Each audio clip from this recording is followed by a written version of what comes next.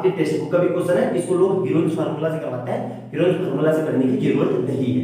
आई बात समझ में? डायरेक्ट भी हम कर सकते हैं, बस वीडियो को पूरा देखना। गुड मॉर्निंग स्टूडेंट, आपका स्वागत है मेरे चैनल शो 10 पे। हम सर्कल के क्लास 10 के क्वेश्चन कर रहे हैं, बोर्ड में आए हुए। उसी सीरीज को कंटिन्यू करते हुए क्वेश्चन नंबर 6 देखते हैं। 2017 में 2 मार्क्स का आया हुआ है। भले ये 2 मार्क्स का आया हुआ है, लेकिन क्वेश्चन बहुत कंसेप्चुअल है। जरूरी नहीं है कि 2 मार्क्स में आया हुआ है तो अच्छा क्वेश्चन नहीं है, मतलब हल्का होगा। बहुत बढ़िया क्वेश्चन है। अगली बार ये आएगा तो सीधा 4 नंबर में आएगा और बहुत बढ़िया क्वेश्चन है। करेंगे कैसे? स्टेप बाय स्टेप देखेंगे, ठीक है। इन द फिगर, ये दिया हुआ है फिगर, मतलब एरिया इस पूरे ट्रायंगल का एरिया इसके बराबर है और हमें क्या निकालना है? हमें निकालना है AC और BC।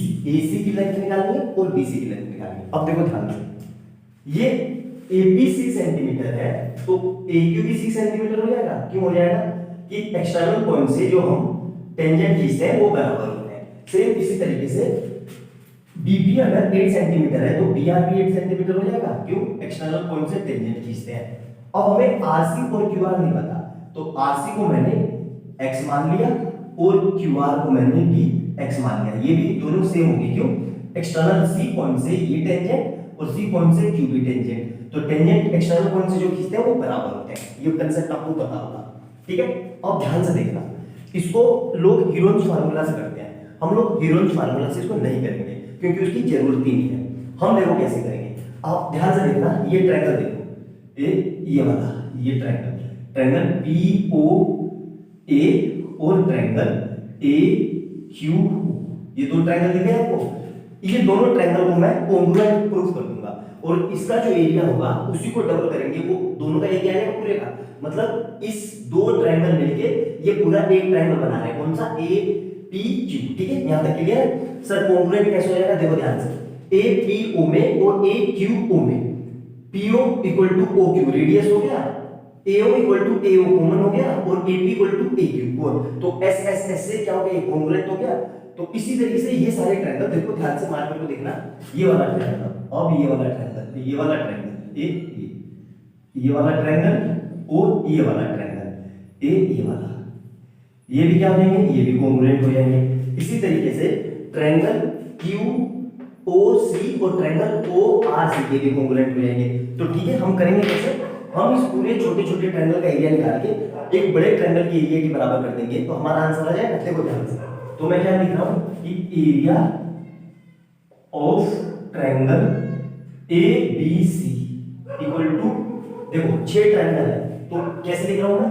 Area of triangle, area of triangle bracket में लिखिए, मतलब एरिया ऑफ ट्रायंगल कॉमन है तो क्या लिख रहा हूं मैं? AOP प्लस AOQ प्लस इसी तरीके से BPO प्लस OBR प्लस इसी तरीके से ROC प्लस COQ, ठीक है। मतलब ये ट्रायंगल है। अब ध्यान से देखना, ये दोनों ट्रायंगल तो आपस में कॉन्ग्रुएंट है, तो जो इसका एरिया होगा वही इसका एरिया होगा। तो मैं ये लिख सकता हूं एरिया ऑफ ट्रायंगल, ध्यान से देखना, 1/2 इंटू AOP इंटू 2 क्यों कर दिया सर? ये एक और एक मिलके 2, तो इसी का दुगना जो होगा वो इस पूरे का मिल जाएगा, ठीक है। प्लस 1/2 इंटू एरिया मतलब 1/2 नहीं, अच्छा एक मिनट रुको, 1/2 मत लिखो अभी, 1/2 मत लिखो। तो ये दोनों मिलके AOP मिलके क्या हो जाएगा? 2 टाइम AOP, क्योंकि दोनों कॉन्ग्रुएंट है, प्लस BPO और BOR मिलके क्या हो जाएगा? 2 टाइम BPO प्लस ROC और QR मिलके क्या हो जाएगा? 2 टाइम ROC, ठीक है। क्लियर है यार? अब देखना ध्यान से, equal to area of triangle किसका? एरिया ऑफ ट्रायंगल 2 मतलब इनका, देखो तो इसका एरिया क्या होगा? 1 मतलब 2 ऐसे ही था इंटू हाफ इंटू बेस।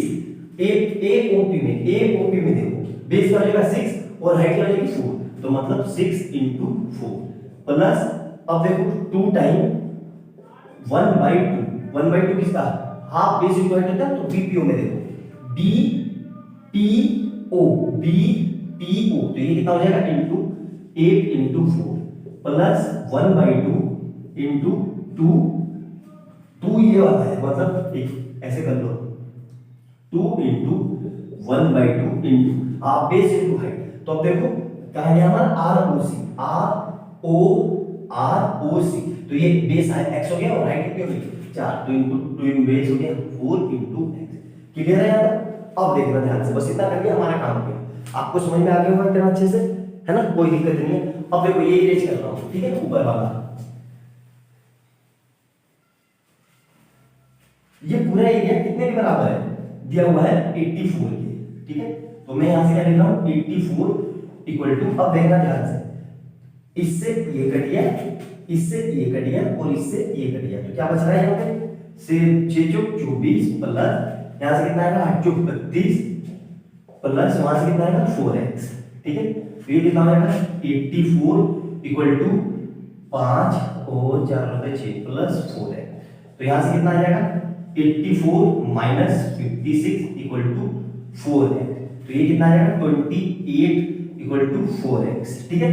तो यहां से कितना आ जाएगा, देखो ये मिटा दिया मैंने, तो यहां से कितना आ जाएगा मेरे पास 28 अपॉन 4 इक्वल टू x, तो मतलब x इक्वल टू मेरा कितना आ गया 7 सेंटीमीटर। तो x हमारा 7 सेंटीमीटर, और यही हमसे AC पूछ रहा है, तो AC कितना हो जाएगा AC इक्वल टू AC, देखो AC, तो ये पता चल गया मेरे पास कितना है 7 और ये भी कितना है 7, तो AC कितना हो जाएगा AC हो जाएगा, AC को मैं ये लिख सकता हूं AQ प्लस QC, तो AQ कितना है 6 और QC कितना है 7, तो मतलब कितना आ गया 13 सेंटीमीटर। इसी तरीके से BC को मैं क्या लिख सकता हूं, BC को लिख सकता हूं मैं BR प्लस RC, BR कितना मेरे पास 8 प्लस RC कितना है 7, तो R 7 15 सेंटीमीटर। यही हमारा आंसर है। आया समझ? तो बहुत बढ़िया, बहुत सिंपल सा क्वेश्चन था, आपके एग्जाम में आ रखा है ये, आपके